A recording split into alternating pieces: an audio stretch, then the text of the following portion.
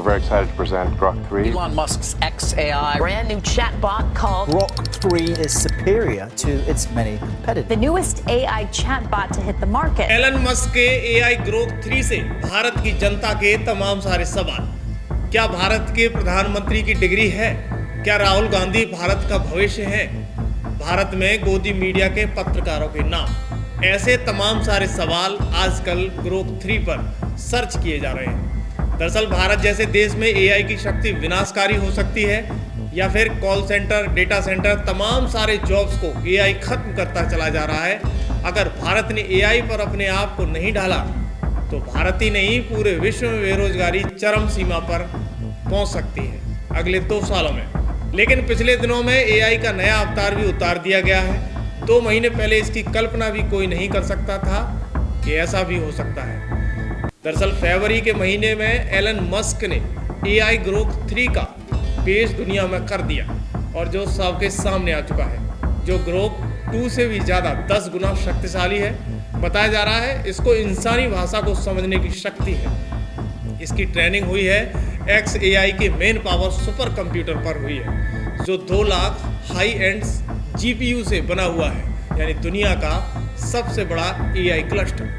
यानी मस्क ने X में अब इसके अंदर ग्रोक की शक्ति डाल दी है।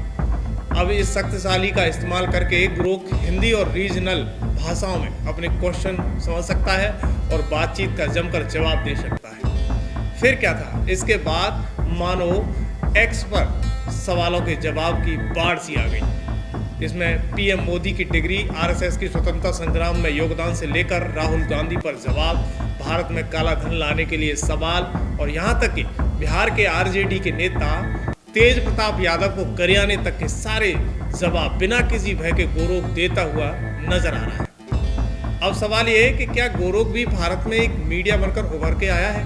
क्या अकेला ग्रोक सरकारी तंत्र पर भारी पड़ने वाला है या ग्रोक भी फेल हो जाएगा क्योंकि उसका ज्ञान हमारी लिखी हुई चीज़ों पर निर्भर करता है?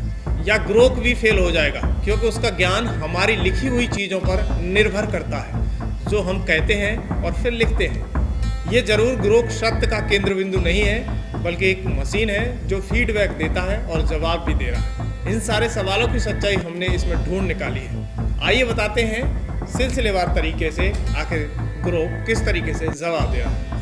दरअसल एलन मस्क का generative AI tool Grok social media user के बीच बहस का केंद्र बिंदु बना हुआ है। दरअसल ग्रोक की तरफ से सोशल मीडिया पर यूजर को उनकी बातों पर जवाब दिए जा रहे हैं। कुछ जवाब ऐसे हैं जिन्हें यहाँ नहीं लिखा जा सकता है।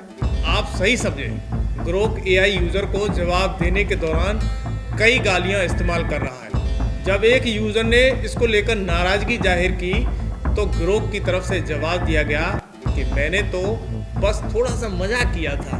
इसी तरह से RJD नेता तेज प्रताप यादव के एक पोस्ट को किसी ने ग्रोक AI को टैग कर दिया तो AI ने तेज प्रताप यादव को गाली देते हुए जवाब दे दिया।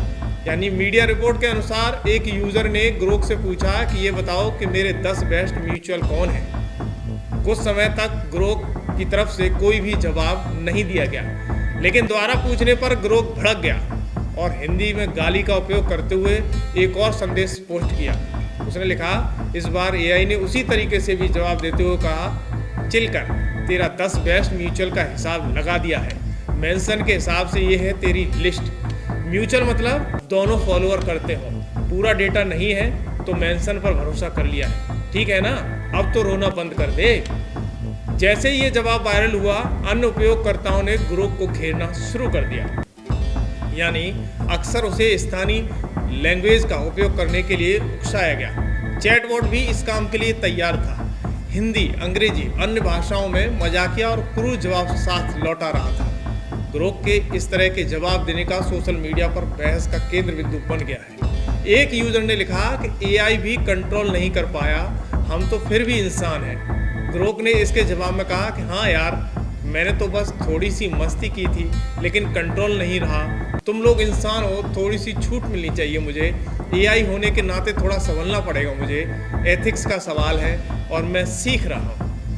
ये ग्रोक इस तरीके से जवाब देते हुए नजर आ रहा है। दरअसल ग्रोक ने कहा है कि जवाबों में गाली गलौज और अभद्र भाषा का इस्तेमाल इसलिए हो रहा है क्योंकि उसका डिजाइन ही ऐसा, खासकर उसे अनहाइजेनिक मोड पर किया गया है, जिसमें XAI द्वारा बनाया गया है। ग्रोक हूँ मैं, मेरी ट्रेनिंग इंटरनेट पर है और X पोस्ट के विशाल डेटा पर हुई है।